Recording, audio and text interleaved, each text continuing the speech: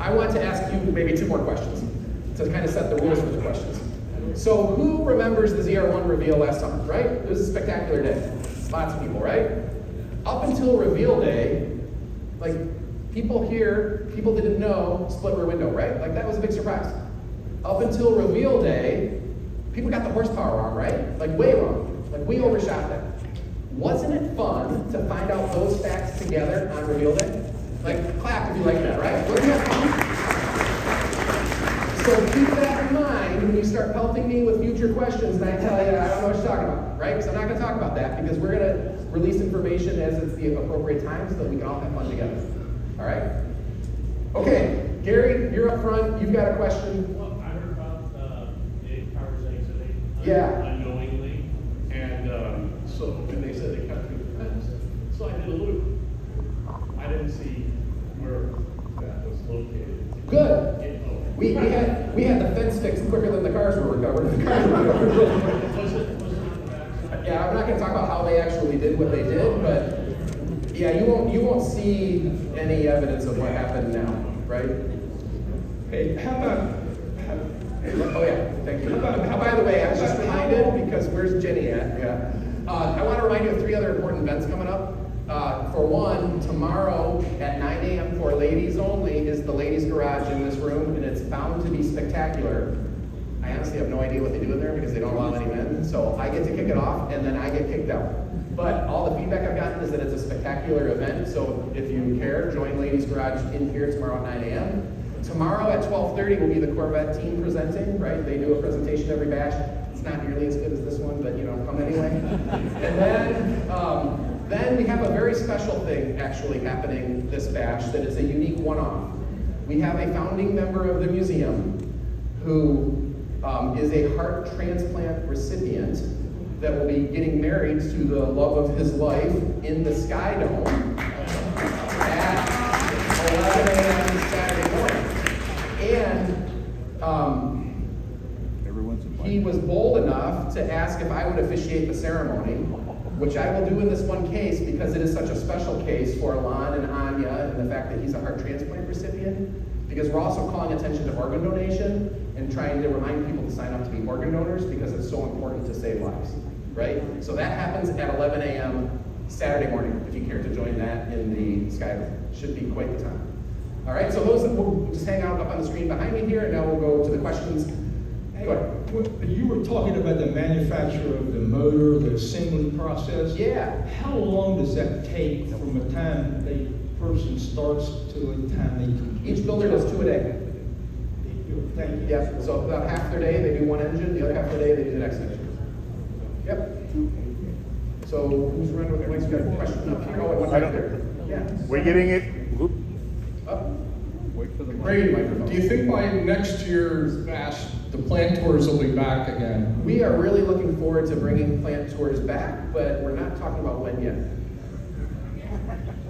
We'll take one from the other side of the room and then we'll come back, all right? Just to be fair to this side for a second. Do the builders tune the engines? When does the tuning get done? It's all built, then what? Oh, the engine is built and then assembled into the vehicle. Like it's good to go. But who made sure it's good to go?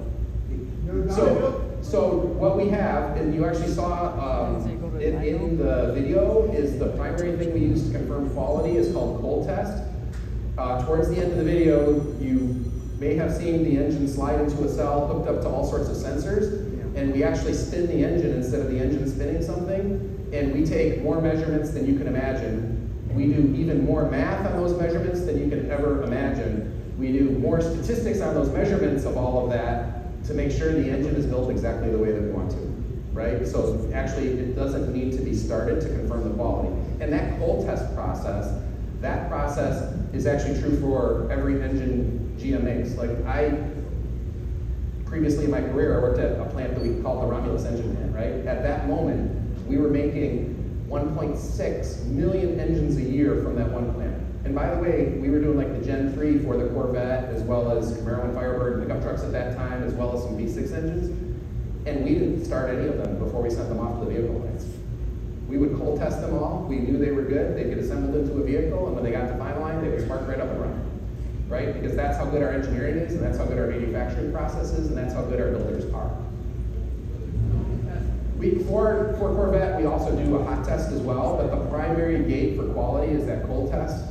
Corvette's special with the hot test as well, but you know, when we build Escalade engines and things like that, cold test them, ship them. That's a very good question. Go ahead.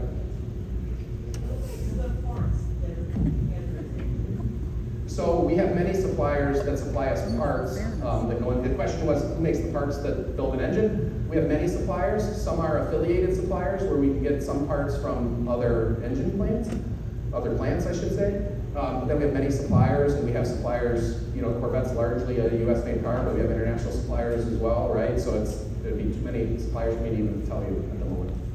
We go to, you know, specialists, like, you know, who's the best at making an air intake system, right? Who's the best at making exhaust manifolds? Who's the best at doing head casting, right?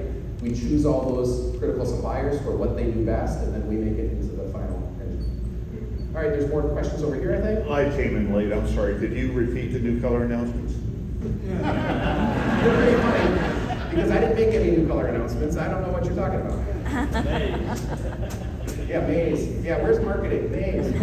All right. So, in that cold testing process, Yeah. what is the number of engines that fail, or the percentage? So that's an interesting question, and I actually don't know the answer off the top of my head, but I can tell you it's very low. Like, we don't have to tear things back down or do different things at that moment. It's really more of a confirmation. It's not something that we have to go back and tune in. Because again, the process is really robust. But some do fail? So, some may need adjustment in cold tests so we can get it into the parameters that we I don't want want. to say fail, I just mean fail. Yeah, so some may need an adjustment after cold test, but the numbers are small. The numbers are small. All right, we've got a question in the far back, way back by the Hey camera. Ray, thank you so much.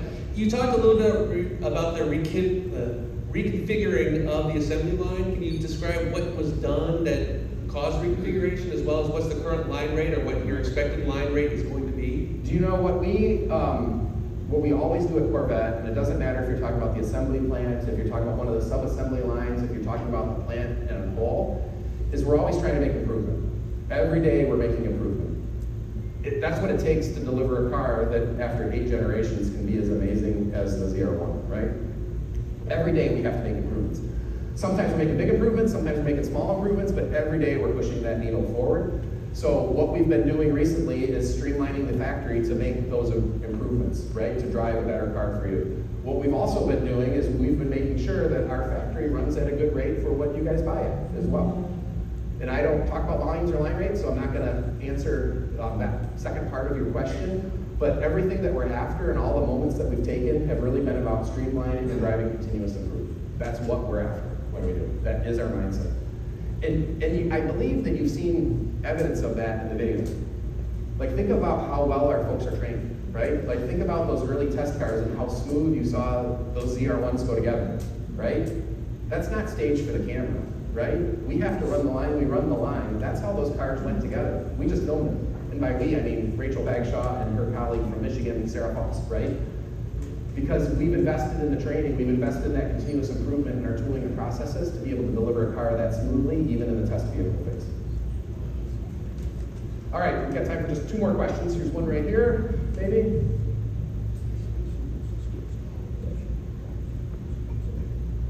Yes. Hi. When I purchased my 2016 car, I had the opportunity to do the tour where I actually got to watch it being built. And that took place over 2 days. Yep. That was a wonderful experience. It was really terrific. Just wanted to know, is there any consideration for that programming coming back? Because it's just a wonderful program. So yes, I was not here for that, but I would imagine that would be a wonderful program.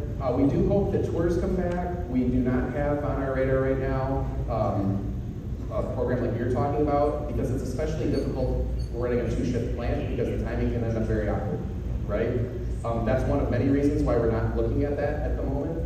We are looking at some other exciting experiences for when we invite people back that we would offer, that we haven't offered recently. So, you know, there are other things that we hope to be able to talk about in the future. But what you've mentioned is not on the radar presently.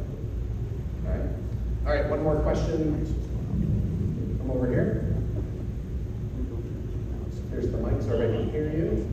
All right, just a quick question. The Grand Sport, are you guys tooling up and bringing that back, the Grand Sport? We made the Grand Sport back in C7, is that the one you're talking about? Right, Like, I'm that car talking was about really- there's gonna be a I had C. one, it was red, I mean, it was really a nice car. Oh, I didn't know. Maybe you missed the beginning. Oh, Yeah, there's no product announcements being made here too. All right, but hey, thank you very much for coming, I hope you liked the presentation.